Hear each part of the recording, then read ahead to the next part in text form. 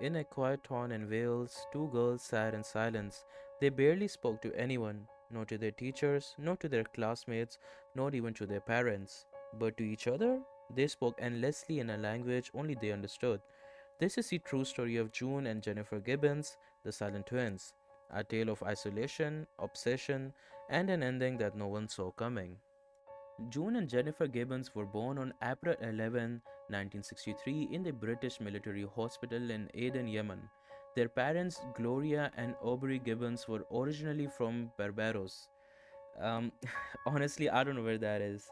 But, anyways, Aubrey worked in the Royal Air Force, and like many Commonwealth families, they moved to the UK during the wave of post war migration. When the family finally settled in Haverford, West Wales, the twins were just children.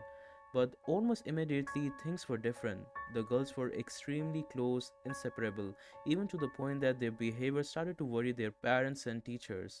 Though they were born just minutes apart, they seemed to talk, move, and react in near perfect synchronization.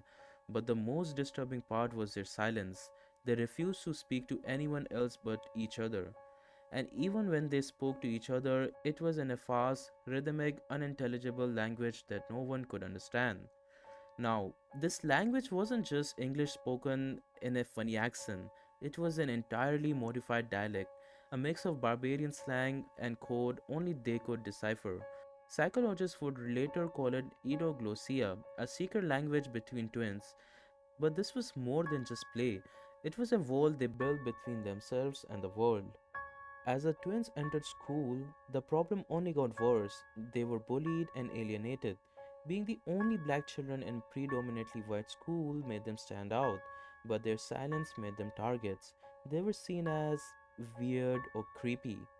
Teachers tried to separate them into different classrooms, hoping it would force them to socialize, but it didn't work.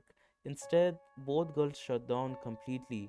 They would become catatonic, almost paralyzed, refusing to read, write, or even lift a pen. Reunite them, and they came alive again. Separate them, and they ceased to function. At home, things weren't any better. Gloria and Aubrey tried everything, but nothing broke the bond. The twins even began mirroring each other's action perfectly, walking in step, chewing at the same time, even blinking together. It was as though they were one mind in two bodies. Weird, right? By their early teens, June and Jennifer began writing obsessively. They kept secret diaries and later wrote novels, some of which were actually published. June wrote a novel called Pepsi Cola Addict, the story of a boy who is seduced by his high school teacher and ends up in a reformatory. Jennifer's novel were darker, stories of violence, obsession, and twisted relationships. One of her works, The Pugilist, was about a doctor who kills his dog in a fit of rage. These weren't just creative outlets, their writing revealed the tension building between them. They loved each other but hated each other too. In Jennifer's diaries, she described herself as a shadow living under June's light. She once wrote, "We have become fatal enemies in each other's eyes." In their late teens, things spiraled out of control. The twins began experimenting with drugs and alcohol. They started setting fires, stealing, and breaking windows.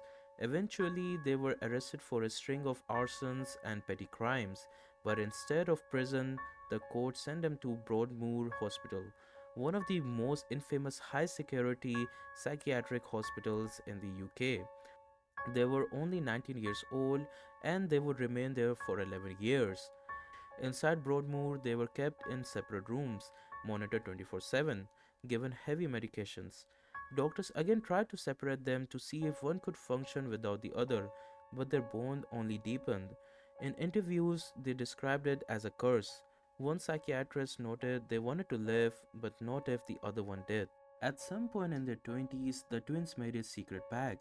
Jennifer would die so that June could live a normal life.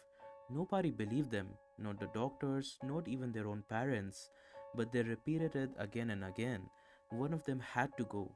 In 1993, after more than a decade in Broadmoor, the twins were approved for transfer to a lower security facility. The day they were being moved, Jennifer fell asleep in the car and never woke up. She was pronounced dead from acute myocarditis, sudden inflammation of the heart. There was no poison, no trauma, no illness. Her death was never explained.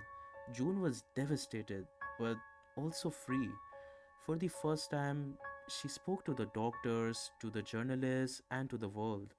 I'm free at last, she said. Jennifer gave up her life for me. June Gibbons went on to live a quiet life in West Wales. She never returned to a psychiatric hospital ever again. She gave interviews, she shared their diaries with the world, and slowly, the mystery of the silent twins became one of the most haunting psychological stories of the 20th century. This story inspired books, documentaries, even plays, but at its heart, it's a tale about love, obsession, and the desperate human need to be understood. June and Jennifer weren't monsters, they weren't mad women. They were two young girls trapped in a world that never tried to understand them. And maybe, just maybe, they were right to be kept silent. And maybe, just maybe, they were right to keep their silence.